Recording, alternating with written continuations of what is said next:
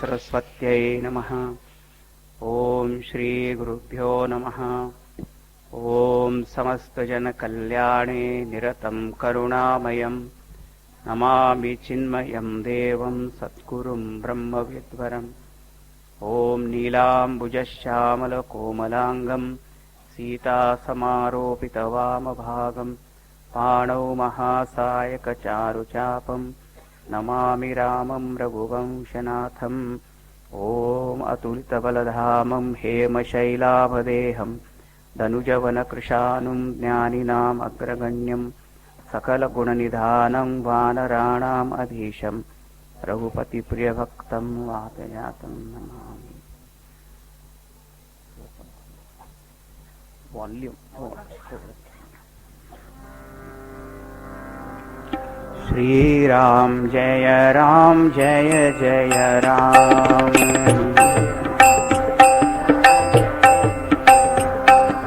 श्री राम जय जय राम।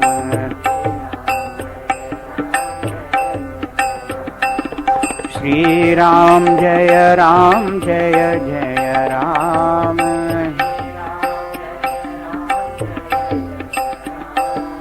श्री राम जय जय राम।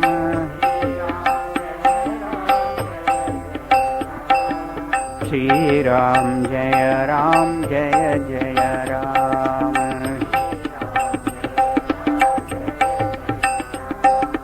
श्री राम जय जय राम।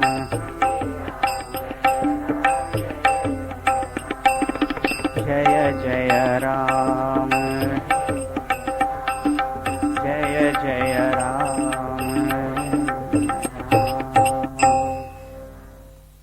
बोले सियावर रामचंद्र की जय। पवन सुत हनुमान की जय। बोलो भाई सब संतन की जय।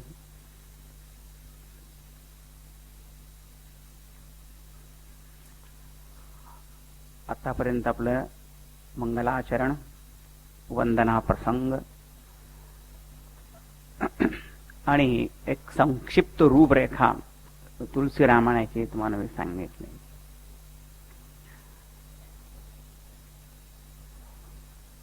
प्रभू रामचंद्र परब्रह्म परमात्मा आहे, सर्वज्ञ सर्वशक्तिमान सर्वेश्वर आहे। ते अवतार का घेतात, केव्हा घेतात, काय करतात अवतार घेऊन, हा एक प्रश्न आहे।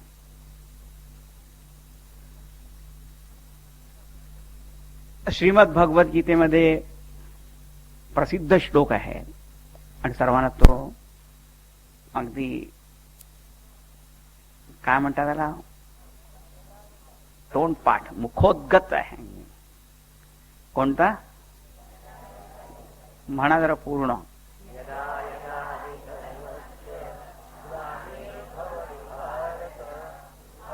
स्थानमधर्मस्य तदात्मानं सृजाम्यहं परित्राणाय साधूनां विनाशाय च दुष्कृतां धर्म संस्थापनार्थाय संभवामि युगे युगे। प्रसिद्ध श्लोक आहे का।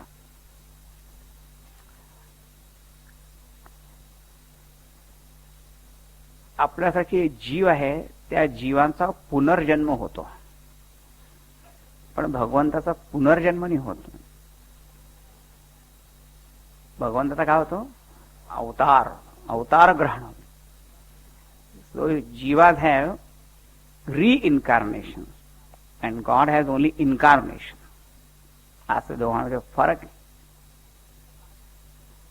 आता काय सांगितलं त्या श्लोकामध्ये की जेव्हा जेव्हा धर्माची हानी, धर्माचं पतन होतं आणि अधर्माचा उत्कर्ष होतो, त्यावेळेस साधूंच्या रक्षणासाठी आणि दुष्टाच्या निर्दलनासाठी आणि धर्म संस्थापनेसाठी मी अवतार घेतो युगायुगांमध्ये आवश्यकतेप्रमाणे।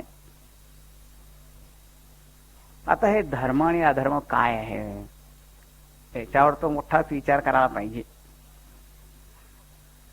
तो विषय खूप मोठा आहे, पण महत्वाचा आहे.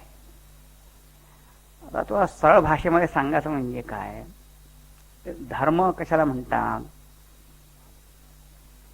काल सुद्धा तुम्हाला सांगितलं होतं की सृष्टी कशी आहे, यन्मायावशीवर्ती विश्वमाहिनी.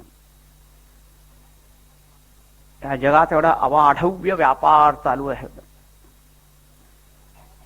आणि तो कसा अगदी शिस्तबद्ध नियमबद्ध चाललेला आहे.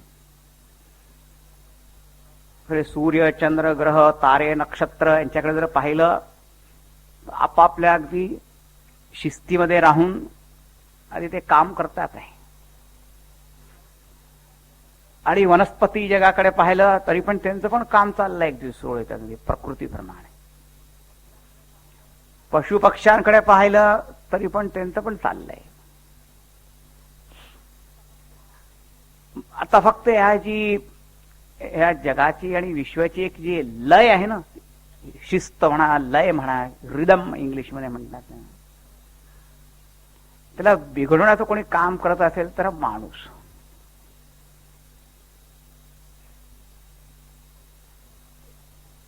कारण काय, देवाने काय केलं, सगळ्याच प्राण्यांना काही काही विशेषता दिलेल्या आहेत. आणि माणसाला काय विशेषता दिली, स्वातंत्र्य, इच्छा स्वातंत्र्य. आपला जो पूर्ण संयम होता ना, म्हणजे प्रकृतीचा जो, तो त्यांनी दूर केला. तो माणसाला सांगितलं, तुला स्वतंत्रता आहे, मोकळीक आहे, तुला बुद्धी दिली आहे, तुला स्वातंत्र्य दिलं आहे, तू काही पण बनू शकतो. राक्षस माणूस पण होऊ शकतो आणि देव माणूस पण होऊ शकतो. हीच या जन्माची विशेषता आहे की नर करणी करे तो नर का नारायण हो. पण सिंह सिंहच राहील, वाघ वाघच राहील, हत्ती हत्ती राहील, पण हा माणूस ब्रह्म पण होऊ शकतो. ही विशेषता आहे. त्याच्यावर तो जर आहे ही लय जो आहे ना, तो बिघडवतो. तर धर्म म्हणजे काय, एक शिस्त आहे, एक संविधान आहे, एक नियम आहे.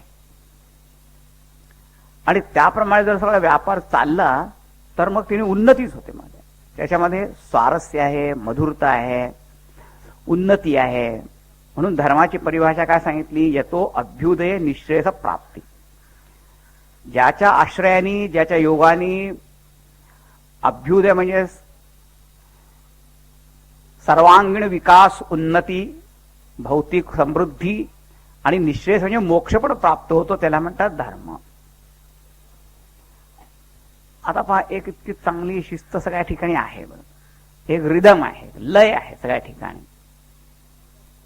मग ते जर कोणी बिघडवली मध्ये तर म्हणतात ती अधर्म. आता संगीत आहे, तो वाद्य आहे, सितार आहे, वायलिन आहे, बासुरी आहे, हार्मोनियम आहे, तबला आहे, गाणं म्हणणार आहे, आणि सगळे एका स्वरामध्ये पहिले ते आपापले जे वाद्य आहे ते लावतात ना. मग राग ताल सूर लय भाव सगळे असतात त्याच्यामध्ये, आणि सगळं इतकं चांगलं चाललंय. आणि मधूनच कोणी एक अपस्वर लावला किंवा ताल बेताल झाला, सूर असूर झाला, असं जर काही झालं तर मग एकदा काय काय केलंय, अधर्म केला आहे की नाही. तर सगळ्या ठिकाणी धर्म अधर्म असतो बरं का. आता तुम्ही रस्त्यावर चालत असताना आणि व्हेक्युलर ट्रॅफिक वर असताना एक माणूस उगीच आपला मध्ये कुठेतरी येतो, त्या सगळा ट्रॅफिक जाम करून टाकतो. बघ सगळ्या इतके रागवत असतात, तू मध्ये कशाला आला, तर मध्येच काहीतरी उभं करायची त्याला सवय असते. कशाला सगळं बिघडवलं, अधर्म केला त्यांनी. सगळ्या ठिकाणी आपण करत असतो बरं का अधर्म. शारीरिक दृष्ट्या पण जे खाऊ नये ते खायचं, जे खायला पाहिजे ते खायचं नाही, तिथे आणि नेहमी आजार आजार अधर्मच करत असतो सगळ्या ठिकाणी. धर्म म्हणजे काय? आपल्या आतमध्ये अंतःकरणामध्ये त्याला म्हणतात एकत्व निर्माण करणं. आपले विचार, आपले भावना, आपले कर्म याच्यामध्ये एक सूत्रता आणणारी जी एक वस्तू आहे त्याला म्हणतात धर्म. That which integrates your personality within. आणि ते जर आतमध्ये झालं तर मग बाहेर सुद्धा त्या माणसाची पण वृत्ती कशी होईल की सगळ्या ठिकाणी ती एक सूत्रता आणली पाहिजे, संघटना झाली पाहिजे, विघटन नाही राहिलं पाहिजे. तर अधर्म म्हणजे सगळ्या ठिकाणी विघटन उत्पन्न करणार आहे, त्याची घडी विस्कटून टाकणार आहे. सगळे समाजाची घडी म्हणतात तर विस्कटून टाकली त्याने. हा असे करतात ते. कसे काशे लोक असतात, सगळे शांतीने सगळा आनंद समारोह चालला असेल, मध्ये जोराने काहीतरी ओरडतील की जेव्हा तेव्हा आपलं. कोणी मला विचारलं त्या रशियन डिक्टेटरचं नाव काय आहे, तर वस्कन ओरडलास्की. मध्येच असा वस्कन ओरडलास्की काय, आता काय मध्येच काय वस्कन ओरडला. चांगला चांगला चांगला होता, संवाद चालला होता, तर मध्येच काहीतरी.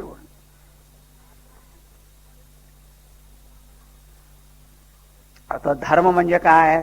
सगळ्या ठिकाणी जी शिस्त आहे, नियम आहे, घडी आहे, ती सगळी चांगली चालली आहे, लय आहे, आणि ते सगळे लोक त्याचं पालन करतात आहे. मग काय त्यांनी उन्नती होते, त्याला म्हणतात धर्म, धर्म पालन. आणि अधर्म म्हणजे काय? ते सगळ्या ठिकाणी विघटना उत्पन्न करायची, विनाश, डिस्ट्रॅक्शन, सगळे काय करायचं, सगळे नियम तोडून टाकायचे. काय काय लोकांना त्यामध्येच एक हौस असते, काही पण जे नियम सांगितले ते तोडायचे कसे तेच पाहायचं. इतकी बुद्धी नेहमी असाच प्रकार चाललो असतो. ते चांगले का करत नाही ते समजतच नाही. चुकून कधी चांगलं काम करत नाही. अधर्म वृत्ती. मग सगळ्यात मोठा धर्म कोणता? म्हणजे अहिंसा परमो धर्म. हा अहिंसा सगळ्यात परम धर्म आहे.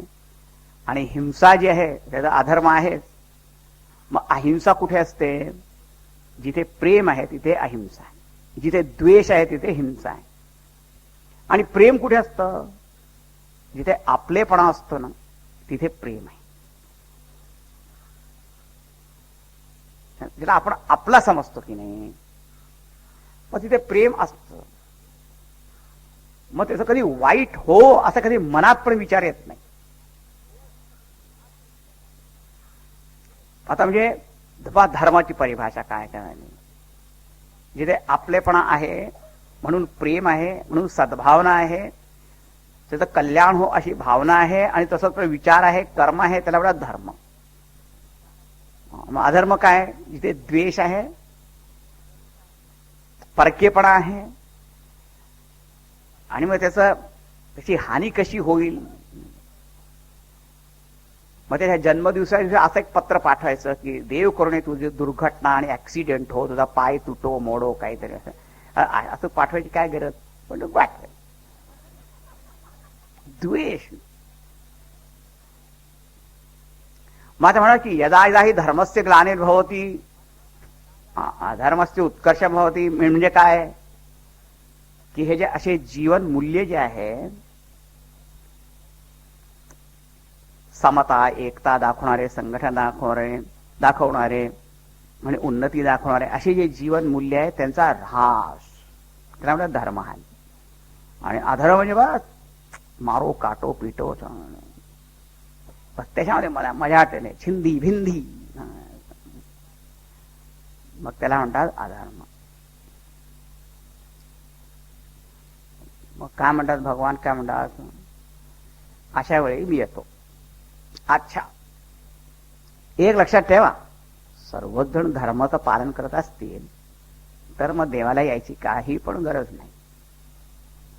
पण सगळं सुरळीत चाललंय, मग कशाला? आणि सगळेच अधर्म करत असतील मग पण यायची काही गरज नाही. आपसा मारतील मरतील सगळ्या, यायची काय गरज? एका माणसाने एवढंच ऐकलं बरं का, की जेव्हा अधर्माचा उत्कर्ष होतो तेव्हा भगवान येतात. तर त्याला वाटलं म्हणून आपण अधर्म केला पाहिजे म्हणजे देव येते. पण देव म्हणाले तुमच्यासारख्यानं तर पोलीस काफी पर्याप्त. ते पोलीस जे आहे ना ते एक दंडाबद्दल तुम्हाला सगळे देव होते. जसं एक ट्रॅफिक प्रॉब्लेम असेल ते पोलीस येऊन सगळं सांभाळतो ना. त्यासाठी होम मिनिस्टरला थोडी याची जरूरत आहे ट्रॅफिक दूर करण्यासाठी. जर समस्या मोठ्या मोठ्या जर गंभीर झाल्या तर मग ते मोठ्या मोठ्या पहिले तर पहिले पोलीस कॉन्स्टेबल होणी, मग इन्स्पेक्टर आहे, मध्ये कमिशनर आहे, मध्ये चीफ मिनिस्टर आहे. तसं सेंट्रल मिनिस्टरला केव्हा यावं लागेल तेव्हा भलतोच काहीतरी प्रकरण झालं तर मग इथे सुद्धा जेव्हा रावणासारखे कोणी लोक आहेत तेव्हा भगवान आता मला मानत जावं लागेल. आता या इथल्या लोकांना आता काही जमणार नाही ते. मग तर एक कारण म्हणजे यदा यदा ही धर्मस्य ग्लानिर्भवति भारत अभ्युत्थानम अधर्मस्य तदात्मानं सृजाम्यम. मग भगवंताचा अवतार होतो. कशासाठी?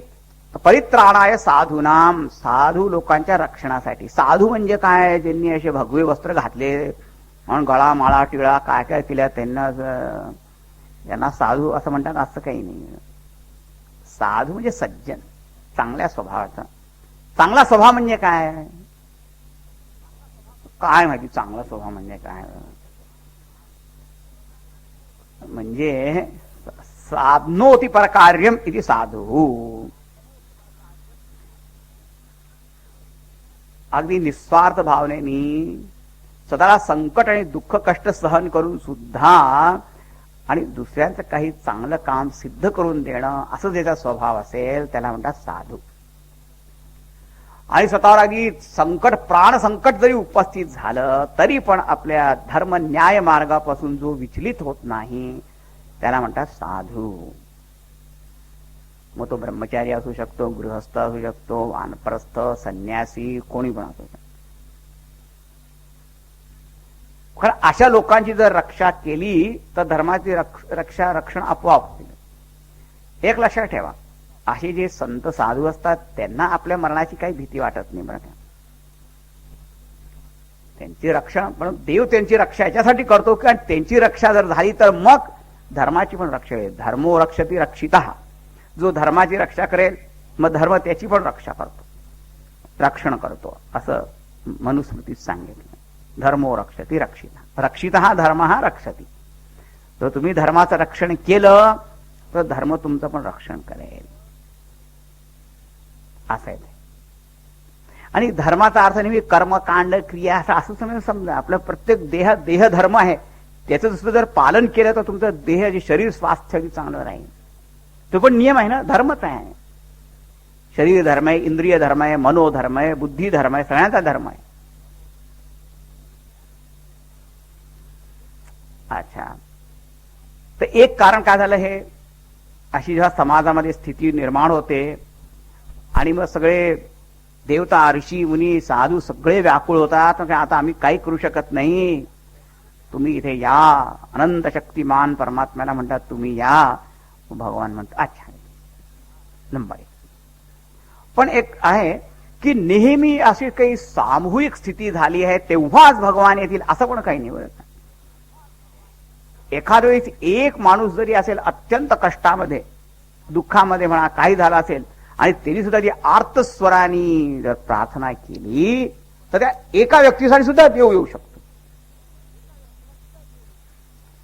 गजेंद्राच्या हाके सरसी धावनिया आले आणि प्रल्हादाच्या भावार्थ असती स्तंभी गुरगुरले. एक गजेंद्र होता ना, तरीच फक्त केली प्रार्थना, आले ते धावून. हरि अवतार त्याला म्हणतात, हरि अवतार भगवंताचा अवतार. अच्छा, मला तर काळजी वाटली होती की जेव्हा असं सगळं तेव्हाच असं काही नाही, म्हणजे मी पण जर बोललो तर येतील. हा, लोग कहते भगवान आते नहीं है. आपण गाणं म्हणतो, लोग कहते हैं भगवान आते नहीं, द्रौपदी की तर तुम बुलाते नहीं. बोलवतच नाही. बोलवलं आणि यायला लागलं तर आत्ताच लोक थोडी यायला सांगितलं होतं. त्याची पण भीतीच वाटते, कोणी लवकर आले तर अशी पण व्याकृतच नाही. अशा ते एकट्यासाठी सुद्धा येतात बरं का. आणि एक त्यांचा आध्यात्मिक अवतार पण होत असतो. आध्यात्मिक अवतार म्हणजे एखाद्या साधकाने आपल्या मनाला, इंद्रियांना सगळ्या विषयांपासून परावृत्त निवृत्त करून आणि त्या फक्त आपल्या स्वरूपानुसंधान, जसं सोहम सोहम स्वामी स्वरूपानंदजींनी सांगितलं, सोहम असं जर ध्यान केलं तर मग काय आहे, आपल्या त्या अंतःकरणामध्ये आत्मस्वरूप साक्षात प्रकट होतो. तोच अवतार आहे, आध्यात्मिक अवतार त्याला म्हणतात. आणि मग त्या आध्यात्मिक अवताराने सगळंच काय अज्ञान, संशय, भ्रम, संदेह, शोक, मोह आणि इतके पण काय आसुरी काय वृत्ती अशी त्या सगळ्याच नष्ट होऊन जातात. आध्यात्मिक अवतार. आणखी दुसरी पण गोष्ट आहे की भगवंताचे अवतार पण अनेक आहेत. नित्य अवतार आहे, अंशावतार आहे, आवेश अवतार आहे, लीला अवतार आहे, पुष्कळ प्रकारचे अवतार आहे. म्हणजे काय, नित्य अवतार म्हणजे काय, आपलं समर्थ रामदासांनी सांगितलं, धर्मसंस्थापनेचे नर ते ईश्वराचे अवतार. हे जे असे सत्पुरुष धर्म संस्थापनेसाठी कार्य करत असतात, असे सगळे संत महात्मा सत्पुरुष पण भगवंताचे नित्य अवतार आहेत. नित्य अवतार. तर कोणी वेळा देवाचा अवतार केव्हा होणार, आता इतकेच अवतार दिसतच नाही तुम्हाला, काय इतके नित्य अवतार सगळे झाले, इतके सगळे साधू संतमान. फक्त आम्ही ते मत्स्य कुर्म वराह वामन नरसिंह फक्त असेच अवतार नेहमी मोजत असतो. अवतार असंख्य, असंख्य अवतार देवाचे झाले. जे जे धर्मसंस्थामध्ये कार्य करतात ते सुद्धा ईश्वराचेच अवतारच आहे. आता ज्या ज्या आवश्यकतेप्रमाणे देव आणि विशिष्ट शक्तींनी युक्त होऊन इथे आविर्भूत होतात, त्याप्रमाणे त्यांना आणखी मोठे मोठे अवतार असं नाव दिलं जातं. पूर्ण अवतार. कोणी म्हणतात भगवान रामचंद्रचे 12 कलाचा अवतार होता, कृष्ण तर 16 कला अवतार, तो पूर्ण अवतार. मग राम अवतार सुद्धा कमीच करतात. काहीतरी आपलं खरं आता ईश्वराचा अवतार पूर्णच आहे. फक्त कोणत्या कोणत्या अवताराने त्यांची जास्ती सर्व शक्ती प्रगट होत असतात, एवढंच आहे. भगवानाची शक्ती तर किती जशी आहे तरी नेहमी सर्व शक्तीच आहे. पण असं आहे की रामचंद्रांचा अवतार सूर्यवंशामध्ये झाला आणि सूर्याला 12 आत्मा असं म्हणतात. 12 कला त्याच्या आहे. मग 12 कला अशा सूर्यवंशात जर त्यांचा जन्म झाला तर मग पूर्ण अवतारच झाला की नाही. आणि कृष्णचा जन्म कशात झाला, चंद्रवंशात. 16 कला चंद्र म्हणतात. मग चंद्रवंशात झाला म्हणजे 16 कला म्हणतात.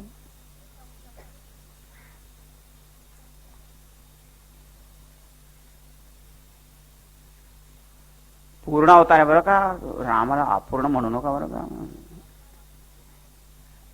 मर्यादा पुरुषोत्तम भगवान श्रीरामचंद्र. मर्यादा पुरुषोत्तम म्हणजे काय, असाच अर्थ नका समजू की फक्त त्यांनी एक ज्या मर्यादा आखून दिलेल्या होत्या बस त्यांचंच पालन केलं असं नाही.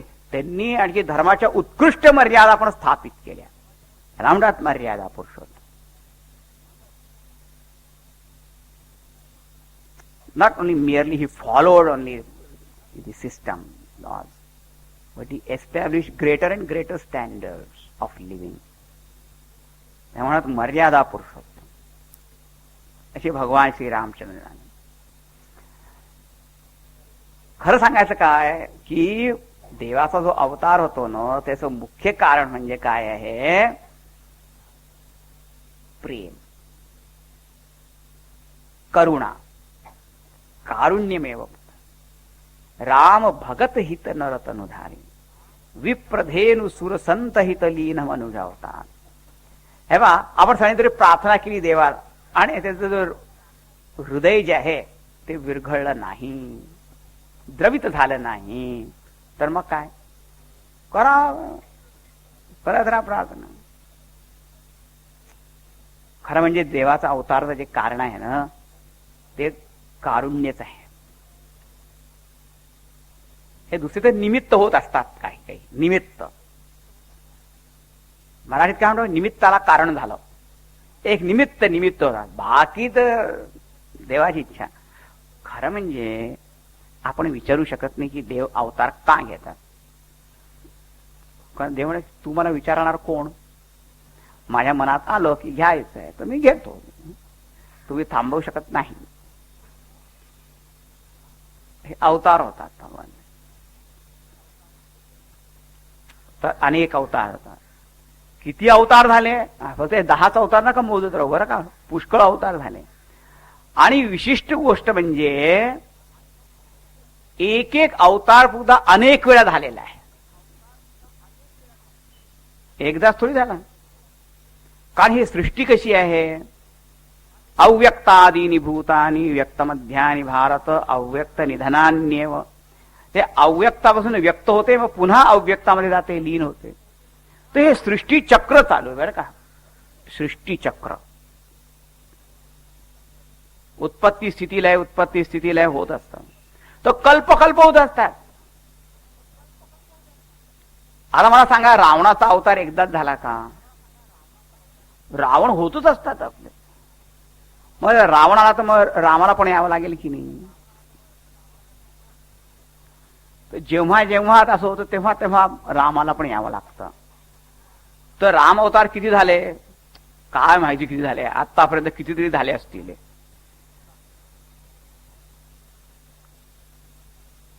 काही त्रेतायुग एकदाच झालं नाही, कलियुग पण काही पहिल्यांदाच झालेलं नाही.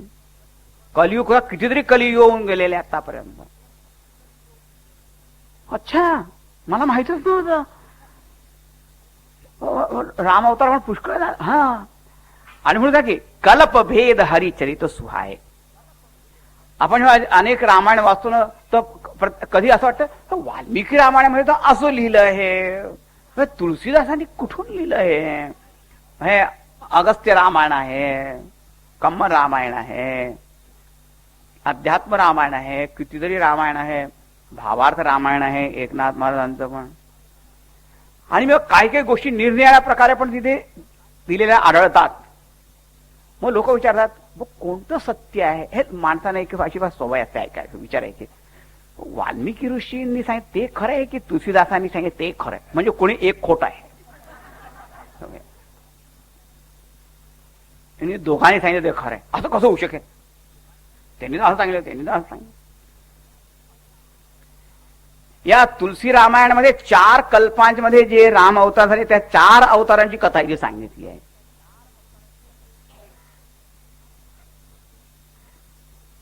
4 त्रेतायुगांमध्ये जे रामकथा झाली ना त्यांचं वर्णन याच्यामध्ये आहे 4 प्रकारांमध्ये. आता ते पाहणं सुद्धा एक कलाच आहे. हो, इथे याची येते त्याची अशी कथा आहे. म्हणून काय आहे की कल्पभेद हरिचरित सुहाय. कल्पकल्पाच्या भेदांमुळे जरी एक मुख्य गोष्ट जरी तशी तीच असली तरी पण निरनिराळे त्याच्यामध्ये काही काही प्रसंग होत असतात. म्हणून एक कोणते खरे आणि कोणते खोटे असं नका विचारू. सगळ्या कथेंपासून ही शिक्षा ग्रहण करायची आहे ना, जो धडा शिकायचा आहे तो शिकला पाहिजे. आणि विशेष करून रामचंद्रांचा अवतार जो आहे तो मर्त्य शिक्षणासाठीच झालेला आहे, आपल्या मानवांना शिक्षण देण्यासाठी झालेला आहे विशेष रूपाने. म्हणून आपण हे शिकलं पाहिजे, काहीतरी शिकलं पाहिजे बरं का. आणि काय शिकलं पाहिजे रामचंद्रांच्या अवतारापासून? रामायण जे आहे ना, असं म्हणतात, एक संस्कृत एक श्लोक आहे की वेद वेद्ये परे पुंसी जाते दशरथात्मजे वेद प्राचेत साद आसीत साक्षात रामायणात्मना.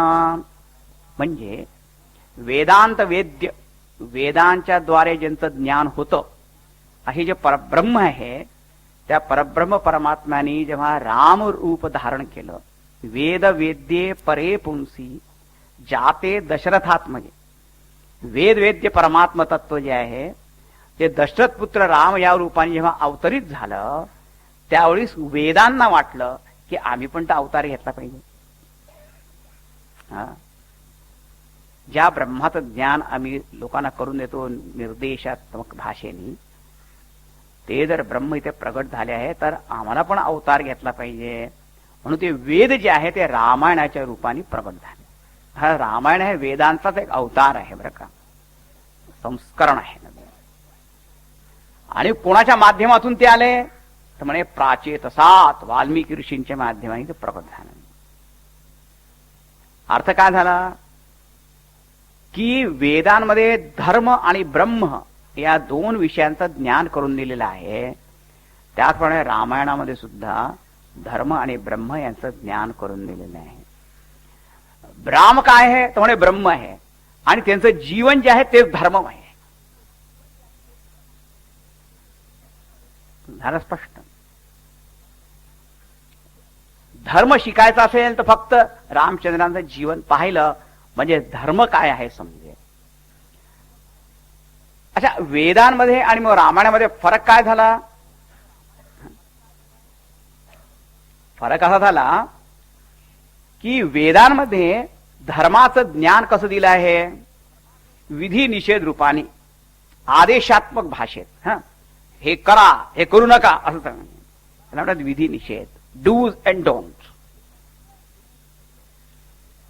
पण विधी निषेधची भाषा जर ऐकली तर आपल्या रोजच्या जीवनामध्ये ते कसं काय त्याचा उपयोग करायचा ते काही आपल्याला समजत नाही. बरं काय,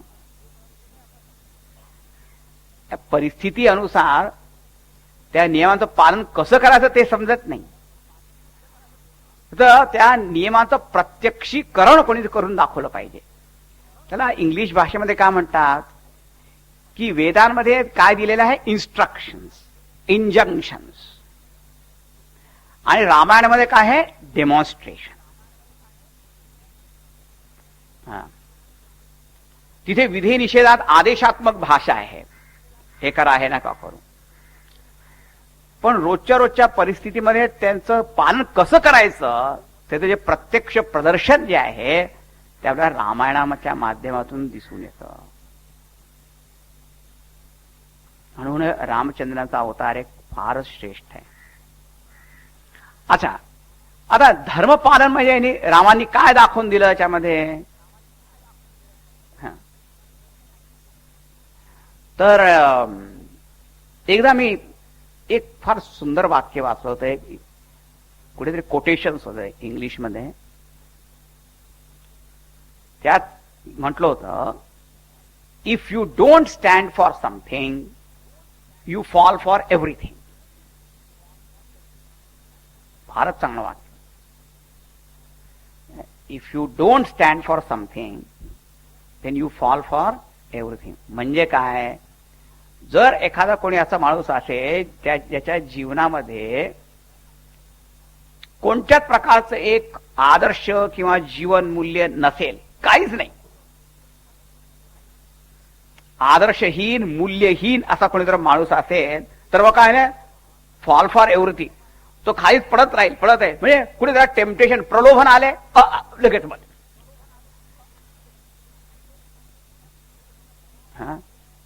कोणी थोडासा दबाव आणला त्याच्यावर लगेच. आपल्या रोजच्या सामाजिक जीवनामध्ये आता सोमवारी मी उपवास करणार आहे. आता if you stand for that तर मग ठीक आहे. आता पण आता उपवास करणार आहे, मग कोणी आलं, हो घ्या, हो काय. आणि त्याच दिवशी काय माहिती सर, माझ्या आवडीचेच पदार्थ सगळे करतात, आणतात. नाही तर कोणी आणत नाही, त्या दिवशी जरूर आणतील ते. एक तुकडा, थोडा तुकडा घ्या.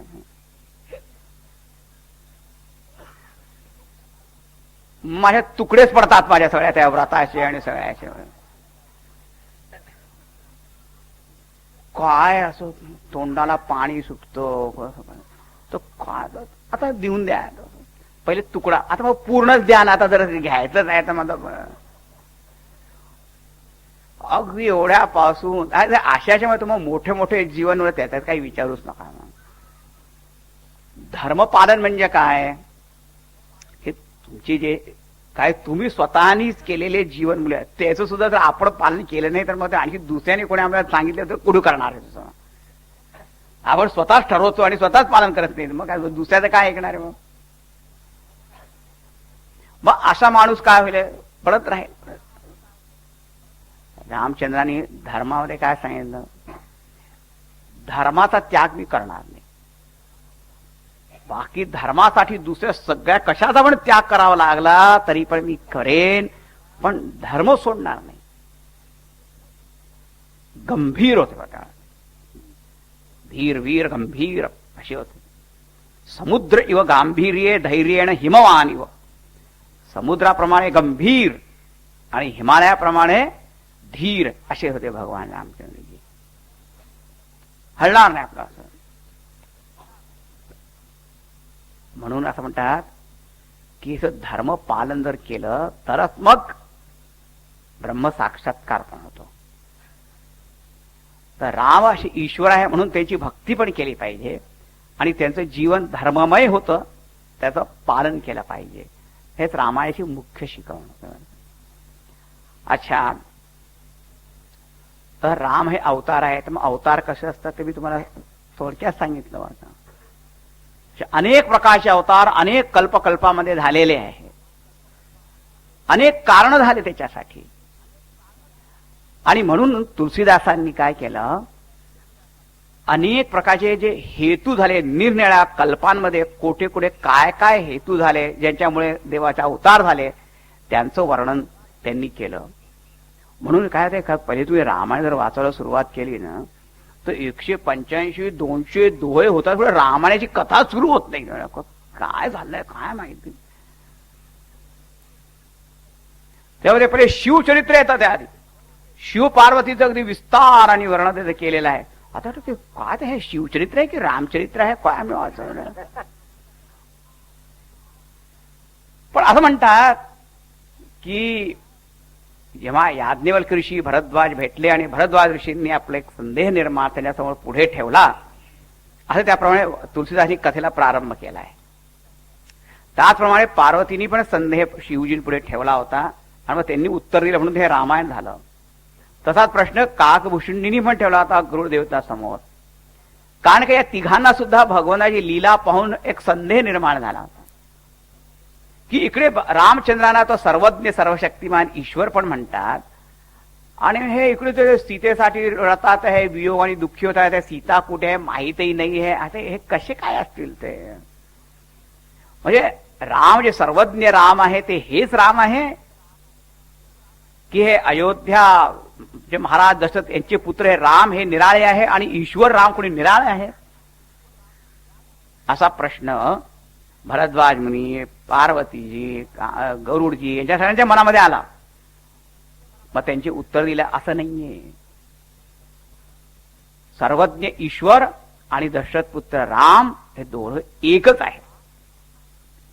मग असं कसं काय म्हणजे लीला आहे. तर जर अवतार कार्य केलेलं आहे तर मग त्या लीलेमध्ये असंच प्रकार होईल. हे बघा, एखादा अगदी श्रीमंत माणूस असेल आणि तो एखाद्या नाटकामध्ये जर भिकाऱ्याचं काम करत असेल तर मग तिथे तू भीक मागेल की काय करेल तो. कारण भिकाऱ्याचं जर काम करत असेल तर तो श्रीमंत मी भीक कसा मागेन तिथे, असं करू शकत. तिथे काम जसं आहे तसंच, ज्या प्रकारे भूमिका तसाच वेश आणि मग तसंच कार्य पण होईल. आणि ती भीक जरी मागितली तरी सुद्धा तो श्रीमंतच राहतो, त्याच्यामध्ये पण काही फरक पडत नाही. ही ईश्वराची ही लीला आहे.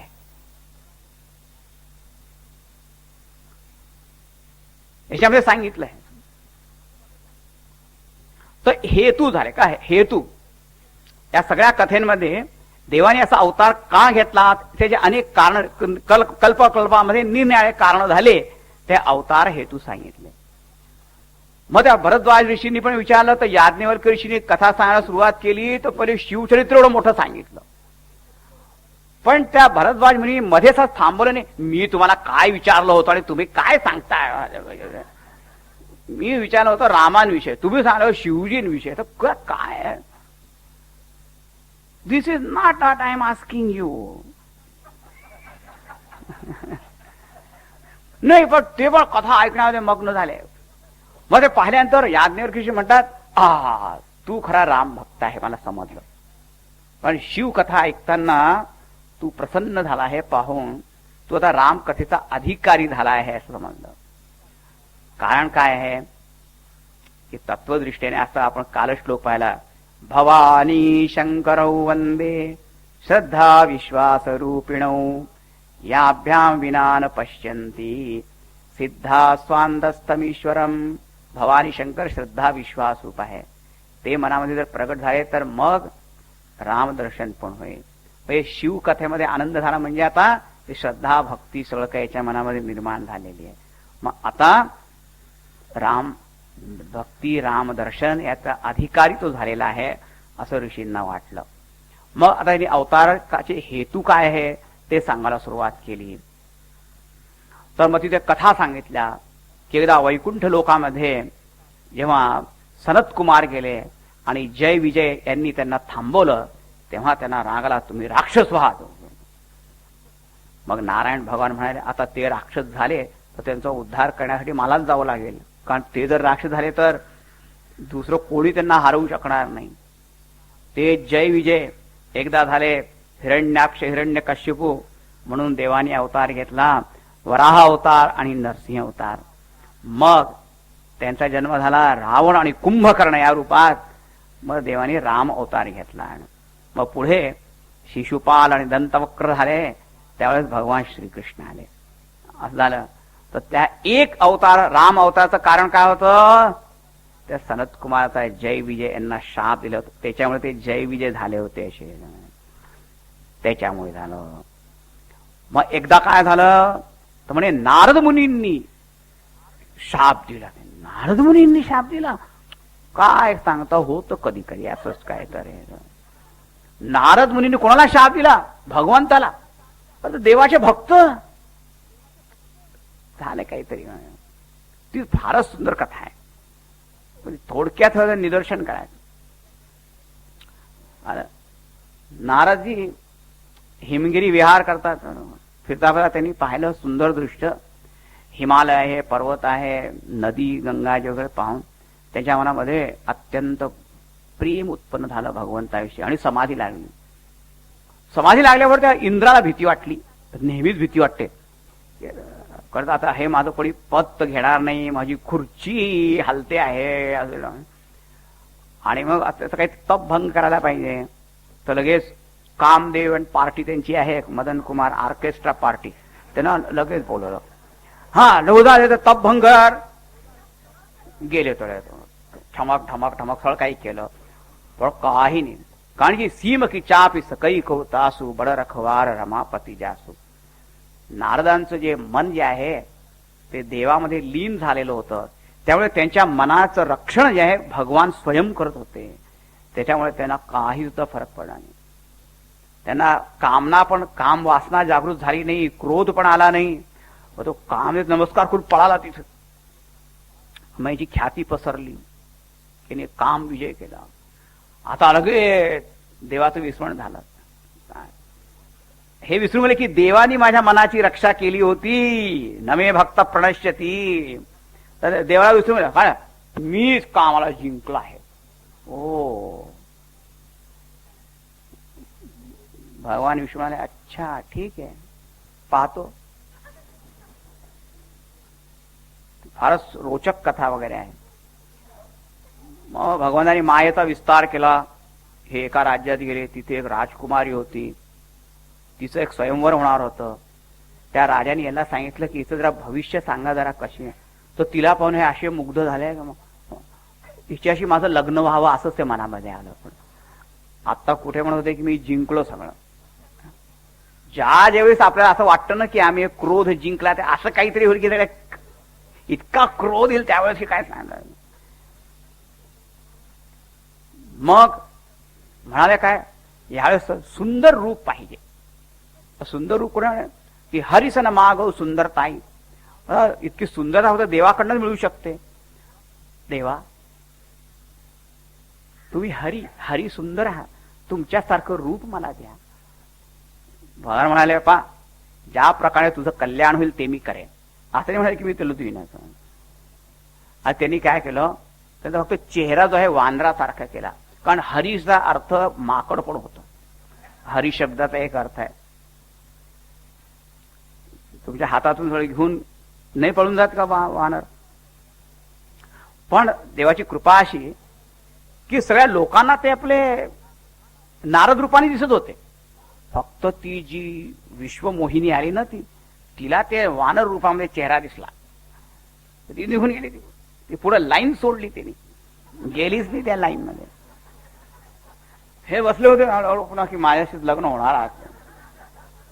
मग रुद्र भगवंताचे 2 गण होते, ते हसले, चेहरा पहा आपला एकदा कुठं, आणि तिथून पळून गेले. ते यांनी पाहिला चेहरा, तो वानर रूप, व्याकुळ झाले. दुसऱ्यांदा पाहिलं, पुन्हा आपलं नारद रूप, पण आता इतका राग देवावर आला होता की आता येणार की मी या देवाला करू काय, मी मारू की शाप देऊ, काय करू काय, इतका राग.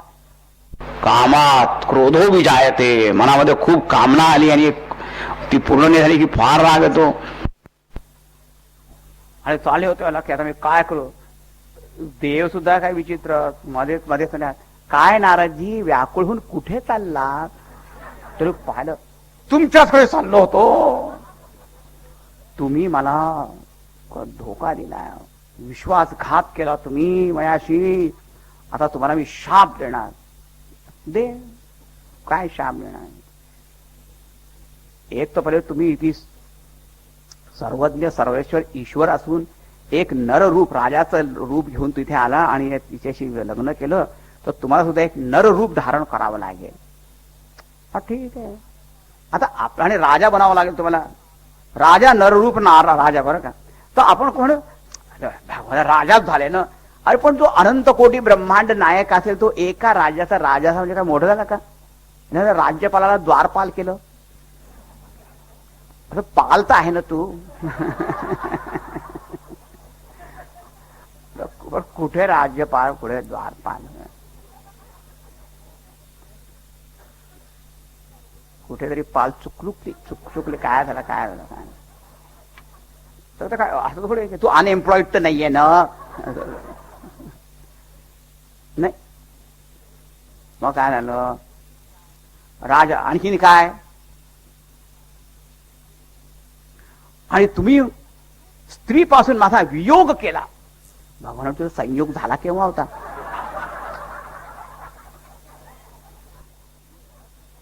संयोग झालाच नव्हता, पण मनामध्ये त्यांनी केलाच होता ना.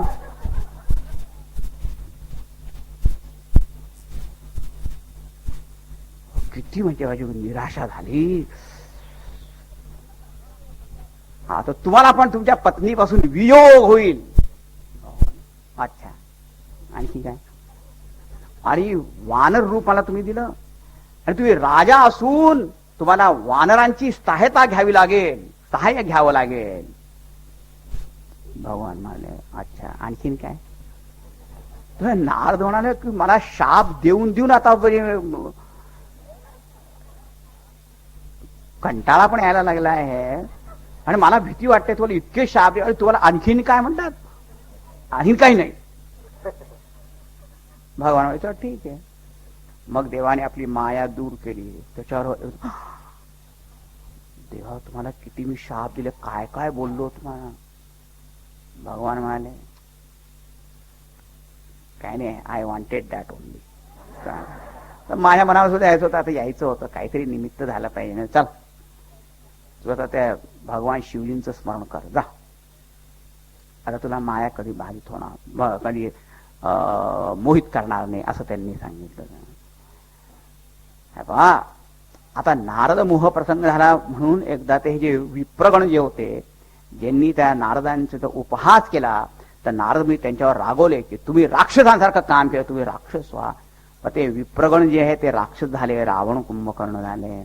आणि इकडे मग भगवान सुद्धा असे अवतार घेऊन आले. तर एका कल्पामध्ये असं कारण झालं.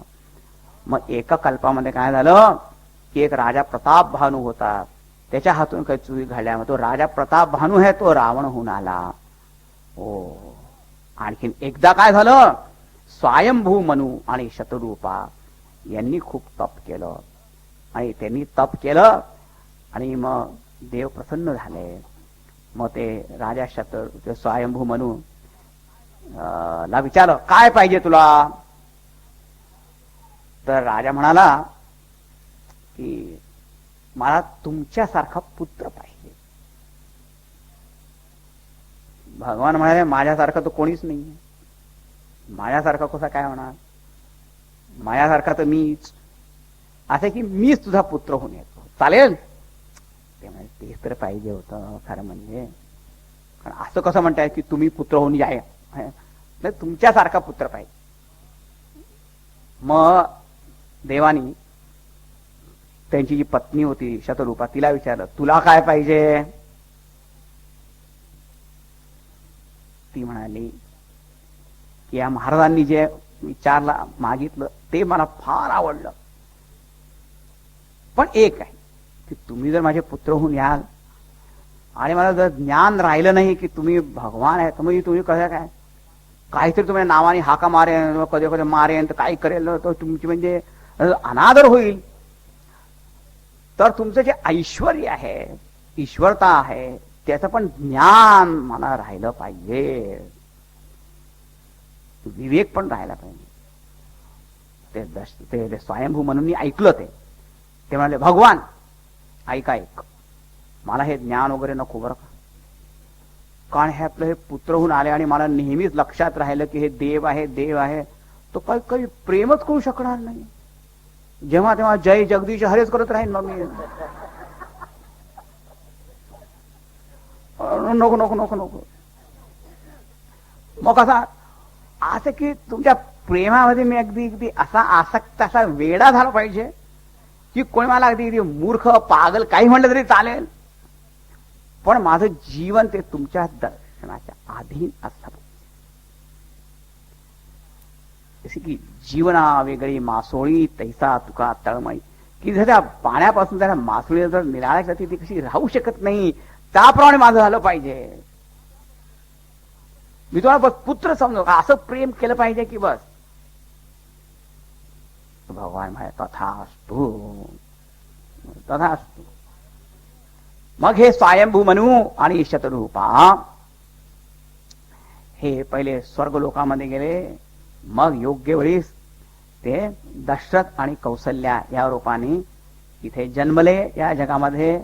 आणि दशरथ महाराज अज महाराजांचे पुत्र होते आणि मग ते अयोध्येचे राजा झाले. कौसल्या सुमित्रा कैकेयी त्यांच्या 3 राण्या होत्या.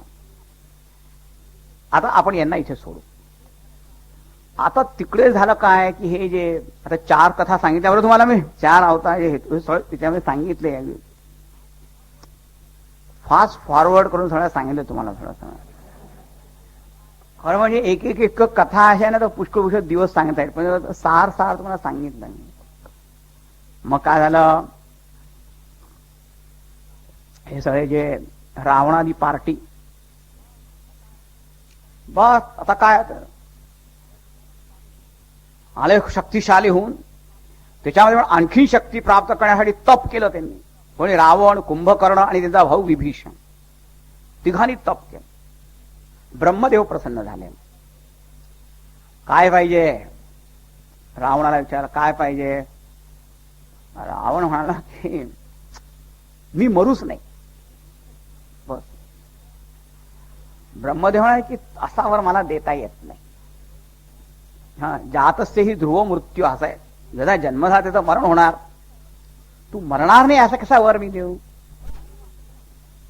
म्हणून अच्छा मग असं करा की नर आणि वानर यांना सोडून मला कोणी पण मारू शकणार नाही असं तुम्ही मला बलाढ्य असा होईल. नाग गंधर्व यक्ष किन्नर देवता असुर कोणी पण मला मारू शकणार नाही. ब्रह्मदेव म्हणे तथास. त्या रावणाला काय वाटलं की हे मोठे मोठे कोणी मारू शकणार नाही तर आदमी किस खेत की मुली हे जे नर वानर वगैरे यांना ते असं त्याला वाटलं. बुद्धिमान वाटलं तुम्ही फार बुद्धिमान. तो बलाढ्य देऊन गेला. कुंभकर्णाला पाहिलं तर ब्रह्मदेवाला भीती वाटली की हा माणूस खात राहील तर लोकांना काही खाण्याला उरणारच नाही. काय पाहिजे? 6 महिने झोप, एखाद दिवशी जागायचं काहीतरी. लगेच त्यांनी तथाच म्हणलं की त्याकडे मन बदललेलं नाही तर शक्तिशाली होता खूप, पण तो पण बलाढ्य शक्तिशाली होता. विभीषणाला विचारत तुला काय पाहिजे? त्यांनी हरिभक्तीचं वरदान मागितलं की मला तर हरिभक्ती पाहिजे. एक तोच होता एक त्यांच्या घराण्यामध्ये एक सेन्स असणे, बाकी हे नॉनसेन्स काही ते नाही. मग आता तर आता हे जेव्हा रावण कुंभकर्ण आहे ना असा वर मिळाला आणि मग रावणाचं लग्न मंदोदरीशी झालं आणि त्यांनी लंकापुरीला प्राप्त झाली. मग आता तर काय जय विश्वविजय. सगळ्या देवतांना इंद्र पाणी भरायचे त्याच्या ब्रह्मदेव त्या घरी येऊन पूजा येऊन करून जायचे. त्याला वेद पाठ कर आणि वेद रावण थांबा आता थोड्या वेळ थांब अशी त्यांची अवस्था झाली.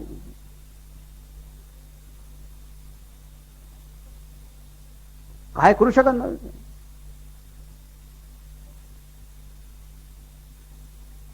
मग काय अशा अत्याचारांनी सगळी पृथ्वी व्याकुळ झाली.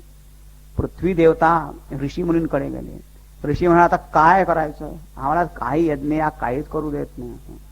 मग आता देवतांकडे इंद्रादी होता. इंद्र पाणी भरतो माझ्याकडे मी काय करू. हो त्या रावणाचं तर काय, रावणाचं कसं म्हणजे दयनीय शोचनीय स्थिती झाली आता. मग आता काय करायचं? तर चला आता ब्रह्मदेवांकडे जा. ब्रह्माने मी त्याला वर दिला, आता काय करू त्याला मी तरी. आता यांनी तप केला, आता काय करायचं. मग शिवजी पण मला चला आता सगळ्यात चांगलं काय आहे की भगवंताची आराधना केलेली चांगली. म्हणून मग सगळे देवता म्हणून स्तुती करतात. आपण जी स्तुती वाचतो बरं का. आता 185 दोहानंतर मी तुम्हाला सगळं सांगितलं याच्यामध्ये जे जे प्रसंग आहेत. जय जय सूरनायक जन सुखदायक प्रणतपाल भगवंता गोद्विज हितकारी जय असुरारी सिंधु सुता प्रियकंता पालन सुरधरणी अद्भुत करणी मर्मन जानई कोई जो सहज कृपाला दीन दयाला करऊ अनुग्रह सोई जय जय अविनाशी सब घटवासी व्यापक परमानंदा अविगत गोतीतम चरित पुनीतम मायारहित मुकुंदा जेहि लागी विरागी अति अनुरागी विगत मोह मुनि वृंदा निशिबासर लगन गावहि जयति सच्चिदानंदा जेहि सृष्टि उपाई त्रिविध बनाई संग सहाय न दूजा सो करऊ अघारी चिंत हमारी जानिय भगति न पूजा जो भव भय भंजन मुनि मन रंजन गंजन विपति बरूथा मन वचक्रम बाली साड़ी सयानी सूरजूथा सारद श्रुति शेषा ऋषय अशेषा जा कहूँ को नहीं जाना जेहि दीन पियारे वेद पुकारे द्रवऊ सो श्री भगवाना भव वारिधि मंदर सब विधि सुंदर गुण मंदिर सुख पुंजा मुनि सिद्ध सकल सुर परम भयासुर नमत नाथ पद कंजा दूजा। जानी सभय सुर भूमि सुनी वचन समेत स्नेह, गगन गिरा गंभीर भई हरनि शोक संदेह। सियावर रामचंद्र की जय, पवन सुत हनुमान की जय, बोलो भाई सब संतन की जय। जय जय सूरनायक जन सुखदायक प्रणत पाल भगवंता। हे भगवान, तुम्ही कशा आहात? ब्रह्माजी वगैरे स्तुती करायला सुरुवात केली की तुम्ही सगळे देवतांचे नायक आहात, भक्तजनांना सुख देणारे आहात आणि शरणागत वत्सल आहात आणि गोद्विज हितकारी, गाय आणि ब्राह्मण म्हणजे गायीपासून ब्राह्मणापर्यंत असं सगळ्यांचे हित करणारे तुम्ही आहात। आणि तुमचे जे कार्य आहे लोकोत्तर अलौकिक असे विलक्षण आहे। त्या कार्यांचं रहस्य पण आणि मर्म पण कोणी पण जाणून घेऊ शकत नाही। पण तुम्ही सहज कृपाळू स्वभाव आहात आणि जेही दीन प्यारे दीन लोकांवर तुमचं विशेष प्रेम आहे आणि आम्ही सगळे दीनजन झालेलो आहोत, बिलकुल असहाय्य निस्तेज हताश सगळं झालं, आमच्याकडनं आता काही होतच नाही। आम्ही आमच्या परीने धर्मरक्षाचं कार्य करतो आहे, पण हे आधार्मिक शक्ती जरा जास्तच वाढलेल्या दिसतात। टेररिस्ट ग्रुप सगळं फारच जास्त झालेले आहे आणि तुम्हाला काहीच अशक्य नाही। हे पहा, माणसामध्ये जीव आणि शिव याच्यामध्ये अंतर काय आहे? एक तर काय आहे की आपल्या मनामध्ये इच्छा खूप असतात पण पूर्ण करण्याची शक्तीच नाहीये, आणि देवापाशी शक्ती खूप आहे पण इच्छाच नाहीये। दुसरं असं आहे की माणसाचं काय आहे की स्वतःहून असे संकट सगळ्या स्वतःवर ओढवून घेण्यात त्यामध्ये एक्सपर्ट झालेले आहेत। काही पण करतो, प्रॉब्लेम सगळे काही प्रॉब्लेमच आहे त्याचं। शाळेत गेला नाही, ऍडमिशन मिळाली तरी पण प्रॉब्लेम आहे, मिळालं तरी पण प्रॉब्लेम आहे। मग ते झालं कसं तरी, आज नोकरी मिळत नाही ती पण एक समस्या आहे, नोकरी मिळाली तर ती टिकून धरता येते म्हणून ती पण एक समस्या आहे। मग आता लग्नाचं तर काही विचारूच नका, नाही केलं तरी प्रॉब्लेम, केलं तर आणखीन प्रॉब्लेम। आता काय मूल बाळ होत नाही, आता नाही झालं तर झालं तर आता काय करत होते सगळ्या त्याच्यामध्ये काय ज्याला ज्याला हात लावायचे ना तेच समस्या। त्याला संकटात पडणं तर येतं, निघायचं कसं ते काही समजत नाही। मग काय करायचं? देवाकडं, आणि इच्छा ती पूर्ण करायची तरी पण देवाकडे, संकट आले तरी म्हणून देवाकडे। आणि देव तुम्हाला काहीच अशक्य नाही, कारण जेही सृष्टी उपायी त्रिविध बनाई संग सहाय्यन दूजा, ज्याने कोटी कोटी ब्रह्मांड जिने निर्माण केले संघ सहाय्यन दूजा, सोलो एकट्याने कोणाचं काही सुद्धा तिने सहाय्य न घेता अनेक ब्रह्मांड रचना सृष्टी स्थिती लय करण्याचं सामर्थ्य तुमच्याकडे आहे। नाही रावण वगैरे तुमच्यासाठी काय, ते काहीच नाही। हे बा, आपण देवासमोर जाऊन काय म्हणतो, भगवंता माझी समस्या केवढी मोठी आहे रे, माझं कष्ट दुःख किती मोठं आहे रे। एका महात्माने सांगितलं, देवासमोर जाऊन असं नका म्हणू की माझं कष्ट किती मोठा आहे, त्या कष्टाला सांग की माझा देव किती मोठा आहे। त्याला असं सांगितलं पाहिजे। असं त्या रामदास काय तुलसीदास म्हणतात ना की त्या संकट मोर हनुमाष्टका की कौन सो संकट मोर गरीब को जो तुमसो नाही जात है टारो। मला माझं संकट फार मोठं वाटतं पण ते तुमच्या समोर काय काहीच नाही, बाय हात का खेळ। तर तुम्ही आता आमच्यावर कृपा करा। हा, कारण हे मुनिसिद्ध सकल सुर परम भयातुर नमतनाथ पद कन्या, आम्ही तर सगळे भयभीत झालेलो, आज तुम्ही आमची रक्षा करा। पाहिमाम त्राहिमाम त्राहिमाम पाहिमाम रक्षमाम रक्षमाम रक्षमाम। मग एक गंभीर अशी आकाशवाणी झाली। भगवान काय म्हणाले, जनी डर पहुस मुनी सिद्ध सुरेसा, तुमही लागी धरियऊ नरवेशा।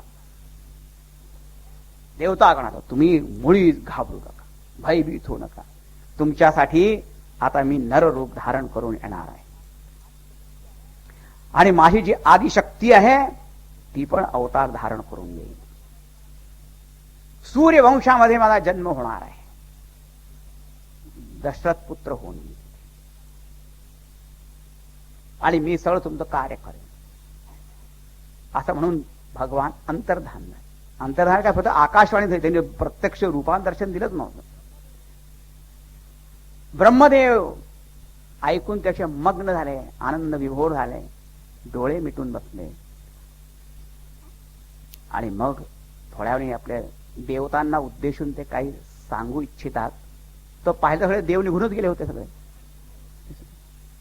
काय देव असे ना, त्यांना वाटतं आता काय झालं आपलं काय, आता काही करायचं नाही.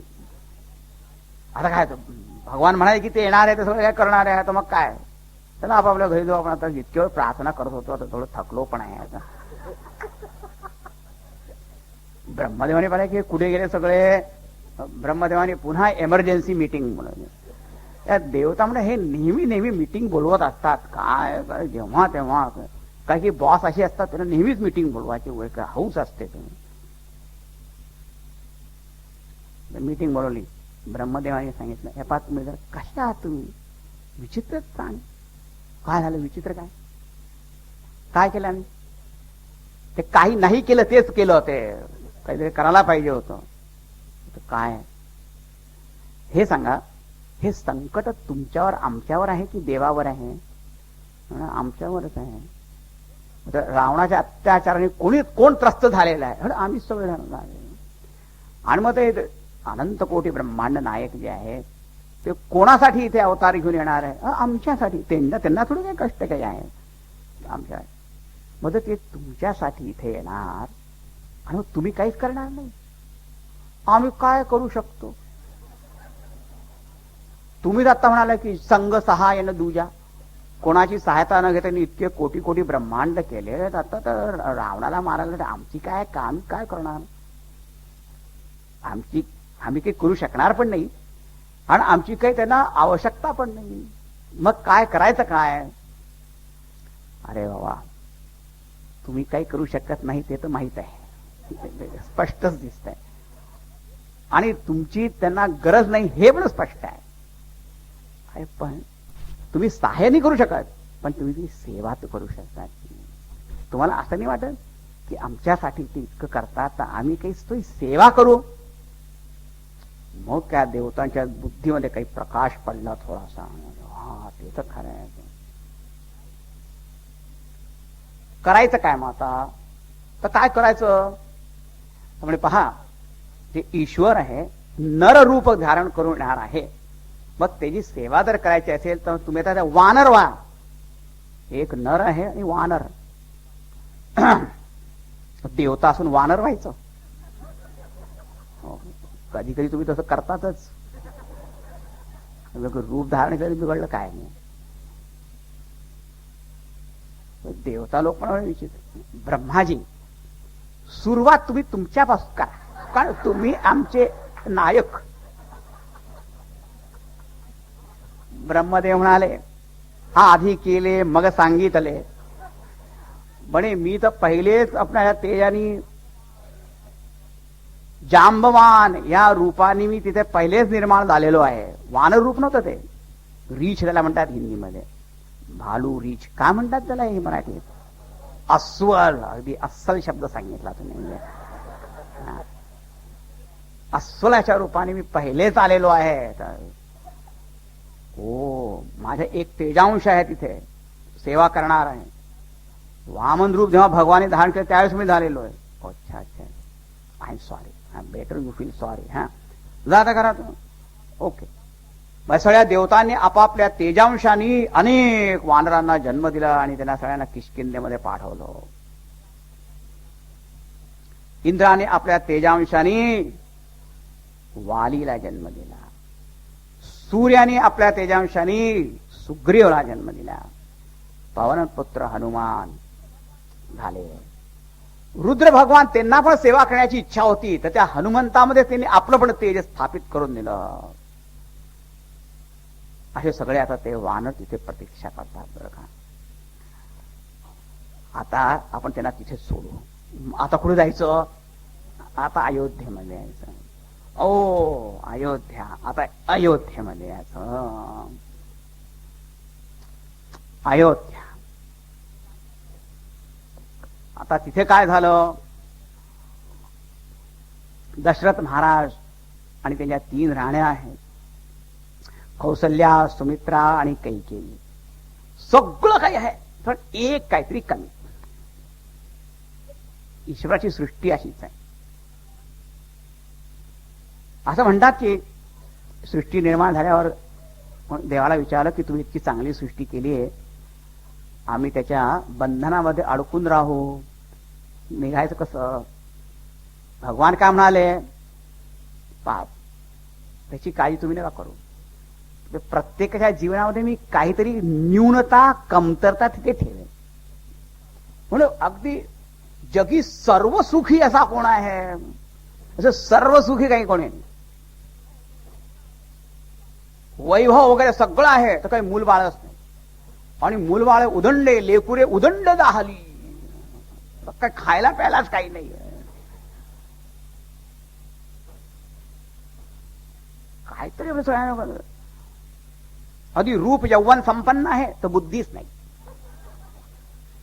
काय काहीतरी आपण तिथं करून ठेवलं सगळ्यांना कमी कामी काहीतरी. त्या व्यक्तीच्या जीवनामध्ये सामाजिक, पारिवारिक, कौटुंबिक, राष्ट्रीय जीवन सगळ्यामध्ये असं काहीतरी कमी ठेवले. कारण काय आहे की त्याची आठवण राहून त्यांना दुःख होत राहील बरं का तुम्ही, आणि मग ते देवाला आठवतील. आता आपण तुम्हाला एक रहस्याची गोष्ट सांगतो. आता माणूस काय करतो माहिती का, की लौकिक दृष्ट्या त्याच्या जीवनामध्ये काहीतरी लौकिक न्यूनता आहे, कमतरता आहे ना. तसं समजा एका माणसाकडे धन नाहीये, निर्धन आहे तो, तर ती न्यूनता घ्यायची आहे, धन संपत्तीची न्यूनता आहे. मग त्याला काय वाटतं की जर माझ्याकडे जर धन संपत्ती आली तर मी पूर्ण होईल. लौकिक दृष्टीचा विचार बरं का. एक आहे त्याकडे पुत्र नाहीये, तर तुला काय वाटतं की मला जर पुत्र प्राप्त झाला तर बस पूर्णता होईल, कारण कमी आहे ती. एका वाटतं माझ्याकडे शासन सत्ता नाहीये, ती आली तर बस मग काय एकदम ठीक आहे. तर ह्या ज्या लौकिक प्रकारचे जे न्यूनता आहे, त्या लौकिक पदार्थांनी जर आपण आपलं पूर्णता आणण्याचा प्रयत्न आपला केला जीवनामध्ये, तर ती अपूर्णता जशीची तशीच राहील.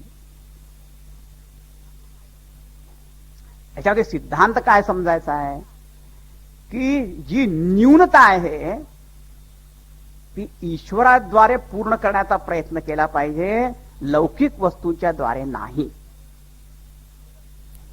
समजा. तर जर धन नाही तर धनाची अपेक्षा नका करू. परम धन आहे. पायो जी मैंने राम रतन धन पायो. तर धन असेल या धनाच्या मागे जाऊ नका, कारण ते मिळालं तरी पण अपूर्णता राहील. न्यूनम संपूर्णता मिळते फक्त परमात्म्याहून. म्हणून लोकांनी काय म्हणाल, आता पुत्र नसेल तर उगीच रडू नका, या दिवशी चांगलंच आहे. असेल तर त्याला पण ईश्वर समजून दिले करा, ते पण चांगलं आहे. पण नसेल तर उगीच रडू नका. चांगलं तर देवाने मोकळं ठेवलंय तुम्हाला, आता देवालाच आपला पुत्र समजा. तर काय आहे की जे जे लोक आहे ना त्यांनी जर असं समजलं तर मग फार चांगलं होतं. एखादी स्त्री येते म्हणजे की माझ्या पतीचं निधन झालं, दुःखाची गोष्ट आहे, निधन झालं. तर त्याला सांग आता पती गेला ना, हो, आणि आतापर्यंत त्या पतीला परमेश्वर मानायला सांगितलं होतं, आता तू परमेश्वरला पती समज, उगीच रडू नको. नाही दुसरं लग्न करायची विचार, दुसरं लग्न करून आणखी दुसरा थांबतो माणूस, आणखी देऊन काय करणार आहे तो.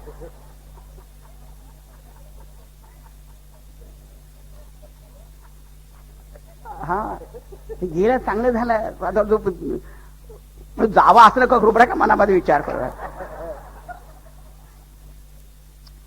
पण काय मनामध्ये कसा विचार आला पाहिजे की आता ईश्वरच आहे खरं.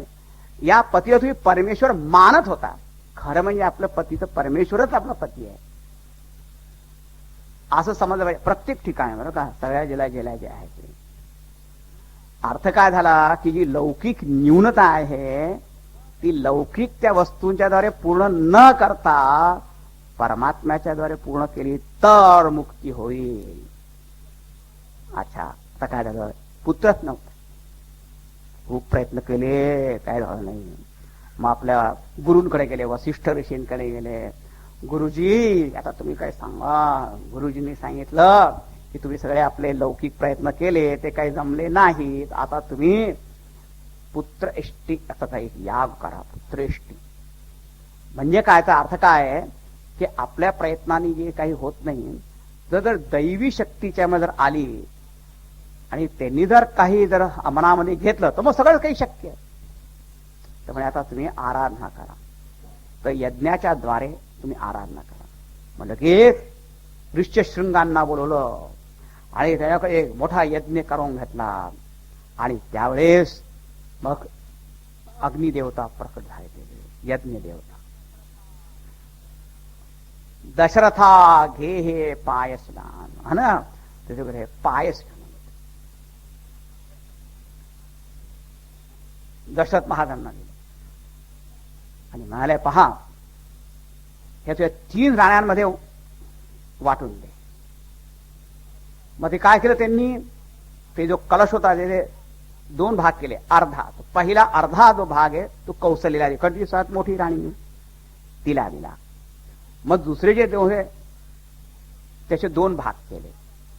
आणि खरं दुसरा भाग द्यायला पाहिजे होता. कोणाला द्यायला पाहिजे होता? सुमित्रेला. पण ती कैकेयी होती ना, ती थोडीशी अशी जरा, आणि दशरथ महाराज पण त्याच्यावर जास्ती आसक्त होते. तर त्यांनी सुमित्रेच्या ऐवजी कैकेयीला पहिले दिला. आता तो शेवटचा एक भाग राहिला. मग त्यांना वाटलं की कैकेयीला मी पहिले दिला, खरं म्हणजे सुमित्रेला द्यायला पाहिजे होता. मग त्या भागाचे पुन्हा 2 भाग केले आणि त्या कौशल्या आणि कैकेयीला सांगितले की तुम्ही पण अगदी चांगल्या भावनेनी शुभेच्छापूर्वक आशीर्वाद देऊन हा भाग सुमित्रेला. सुमित्रा तर अगदीच निस्वार्थ होती. तिच्या की कोण असणार? 2 भाग असे त्या सुमित्रेला दिले. मग काय झालं? कौशल्याला राम, कैकेयीला एक पुत्र भरत, आणि मग सुमित्रेला 2 पुत्र झाले, लक्ष्मण आणि शत्रुघ्न. अच्छा, आता हे त्यांना पायसदान दिल्यावर त्या 3ही राणी गर्भवती झाल्या.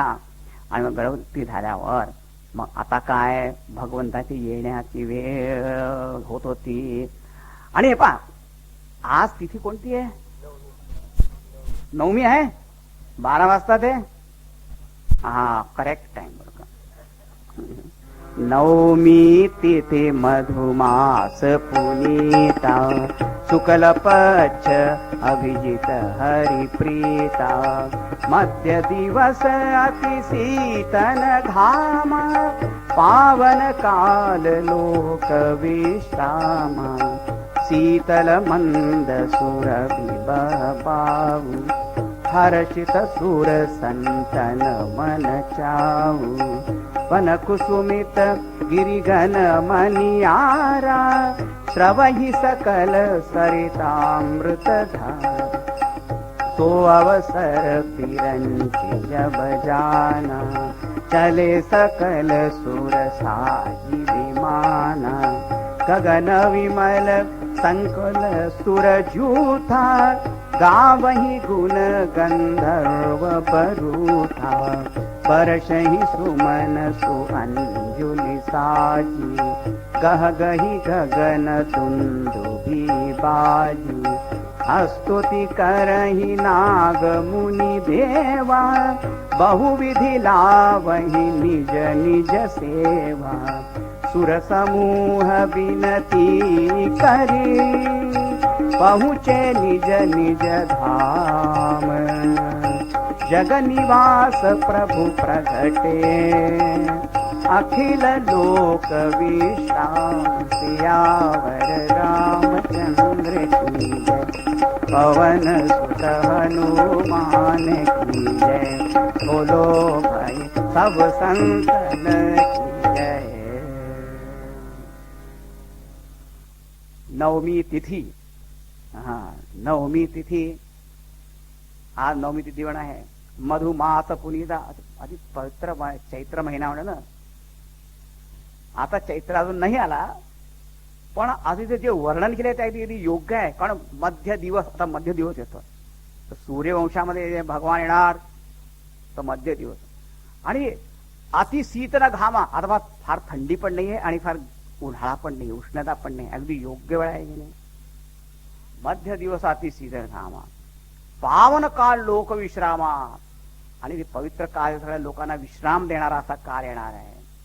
आणि भगवंताला अतिशय प्रिय असं नक्षत्र अभिजित, शुक्ल पक्ष अभिजित हरिप्रीता. शुक्ल पक्ष आहे, अभिजित नक्षत्र आहे. अभिजित थोड्या वेळासाठी प्रकट होत असतो असं म्हणतात, मला काहीच त्याचं ज्ञान नाही. अभिजित हरिप्रीता शीतल मंद सुरभि बह बाहू. आणि सगळ्या पूर्ण सृष्टीला काय वाटतं, आता आमचे स्वामी येणार तर त्याची सेवा केली पाहिजे. तो कशी वार कसं वाहतंय, शीतल आणि कसं मंद मंद आणि सुरभी सुगंधयुक्त असे वार वाहत आहे. हर्षित सुर संतन मन चाओ. सगळे देवता खूप प्रसन्न आहे आणि सगळ्या संतांच्या हृदयामध्ये पण एक नवीन नवीन उत्साह येतो आहे. भगवान येणार. आज सुनी मैं हरी आवन की आवाज, असं आज सुनी मैं हरी आवन की आवाज, असं मनामध्ये उत्साह. आणि सगळे जिथे वन उपवन होते ना, त्या वनांना उपवन वाटलं क्या, आपोआप सगळे जितके लता वृक्ष वगैरे सगळे होते ना, आपोआप सगळे पल्लवित पुष्पित असे झाले. नवीन नवीन फळ त्याला लागले आणि नदीमध्ये नवीन नवीन अमृतधारा वाहू लागल्या, सैतामृतधारा. आणि काय झालं, स्वर्गदेव लोकांमध्ये मोठे मोठे नगाडे दुंदुभी वगैरे होते ना, त्याला कोणी वाजवत नव्हतं, पण ते आपोआप वाजायला लागले. म्हणजे कोणी वाजवल्यावर वाजलं तर काय महत्व मग त्याचं. आता आम्ही स्वतःच वाजू लागलो. सगळे देवता सगळे निर्माण एकत्रित झाले बरं का आकाशामध्ये. आणि त्यांचं नेहमीचं काम होतं, पुष्प फूल घेऊन बसायचे, तिथून वर्षा करायची वगैरे सगळं तयारी. सो अवसर बिरंजी जब जाना. ब्रह्माजींनी ओळखला, आता वेळ आली. ब्रह्माजीने काय म्हणत वेळ की यांचा जर जन्म झाल्यावर मग काय होईल, की इतकी गर्दी होईल की मला काही जाताच येणार नाही. तर त्याच्या आधी पहिलेच मी जाऊन आपले अटेंडन्स लावून येतो थोडं. म्हणून ते कौशल्यांच्या त्या घरामध्ये असते, ते माहेरामध्ये महाराज ते आले बघा सूक्ष्म रूपाने, कोणाला दिसलेच नाही ते. सो अवसर बिरंजी जब जाना चले सकल सुर साजी विमाना. आणि मग सगळ्यांनी त्यांनी आपापले सूक्ष्म रूपाने सगळ्या देवतांनी त्यांनी आपापली आपली पूजा आराधना स्तुती वगैरे केली. आणि बहुविध लावही निज निज सेवा. सुर समूह बिनती करी पहुंचे निज निज धाम. आणि या देवतांनी सगळ्यांनी आपापली स्तुती करून आपापल्या ठिकाणी गेले. आणि मग काय झालं की जग निवास प्रभू प्रगटे अखिल लोक विश्राम. आणि मग जगन निवास प्रभू रामचंद्रजी त्यावेळेस प्रकट झाले. आणि कसे झाले प्रगट, भय प्रगट कृपाला दीन दयाला कौसल्या हितकारी. हर्षित महतारी मुनि मनहारी अद्भुत रूप विचारी. लोचन अभिरामा तनु घन श्यामा निज आयुध भुजचारी. भूषण वनमाला नयन विशाला शोभा सिंधु खरारी. कह दुई कर जोरी स्तुति तोरी विधि करऊं अनंता. माया गुण ज्ञानातीत अमाना वेद पुराण भनंता. करुणा सुख सागर न आगर जेहि गावहि श्रुति संता. सोम महित लागी जन अनुरागी प्रगट श्रीकंता. ब्रह्मांड निकाया निर्मित माया रोम रोम प्रतिवेद कहे.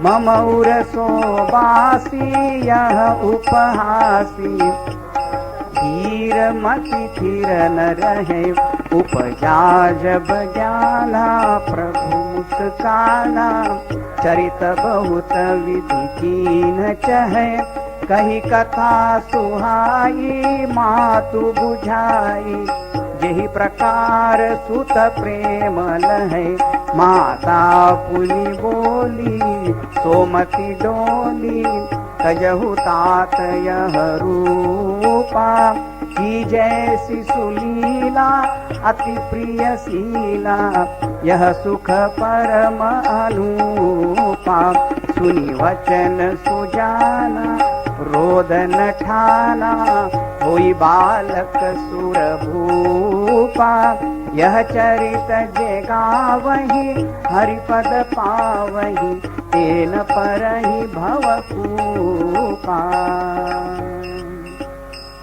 विप्रधेनु सुर संतहित लीन मनुज अवतार, निज इच्छा निर्मित तनु, माया गुण गोपार, सियावर रामचंद्र की जय, पवन सुत हनुमान की जय, बोलो भाई सब संतन की जय। हे राजाधिराज रामचंद्र भगवान। आता राम नाम हो, पण हे राम नाम असे मी दोनदा म्हणेन आणि मग तुम्ही दोनदा म्हणायचं, ठीक आहे? पहिले स्लो स्पीड मग फास्ट.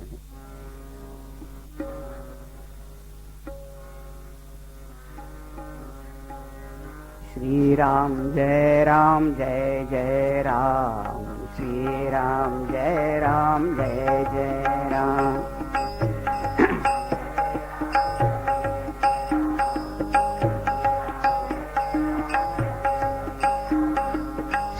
राम जय राम जय जय राम, श्री राम जय राम जय जय राम.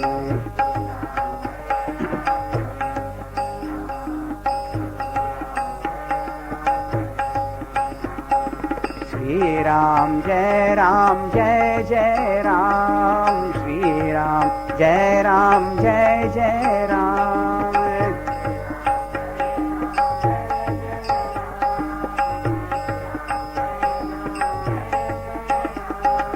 श्री राम जय राम जय जय राम, श्री राम जय राम जय जय राम.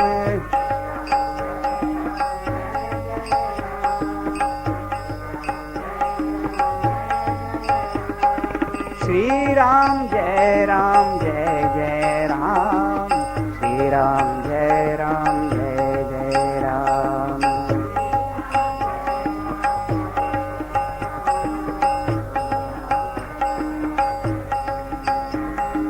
श्री राम जय राम जय जय राम, श्री राम जय राम जय जय राम.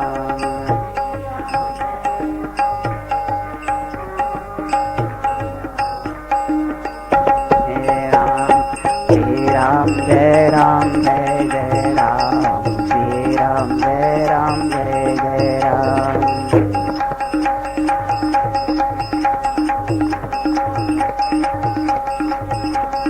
श्री राम जय राम जय जय राम, श्री राम जय राम जय जय राम.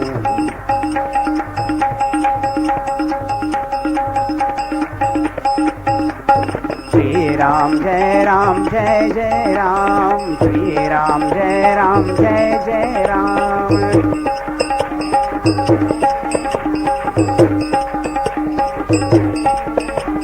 श्री राम जय राम जय जय राम, श्री राम जय राम जय जय राम.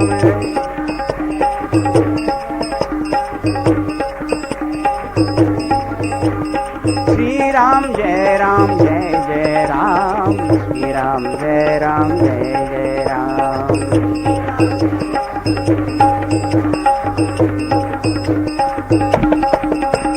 श्री राम जय राम जय जय राम, श्री राम जय राम जय जय राम.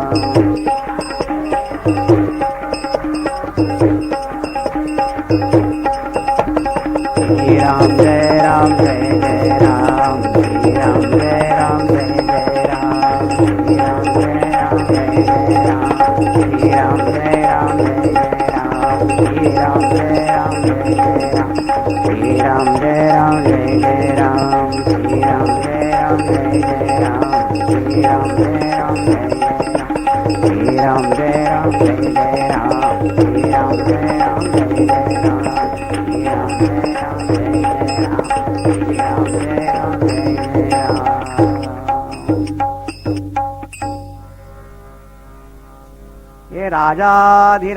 रामचंद्र भगवान की जय। सियावर रामचंद्र की जय। पवन सुत हनुमान की जय। बोलो भाई सब संतन की जय। सद्गुरुनाथ महाराज की जय। आज के आनंद की जय। ओम पूर्णमदः पूर्णमिदं पूर्णात् पूर्णमुदच्यते पूर्णस्य पूर्णमादाय पूर्णमेवावशिष्यते। ओम शांति शांति शांति। हरि ओम श्री गुरुभ्यो नमः। हरि ओम।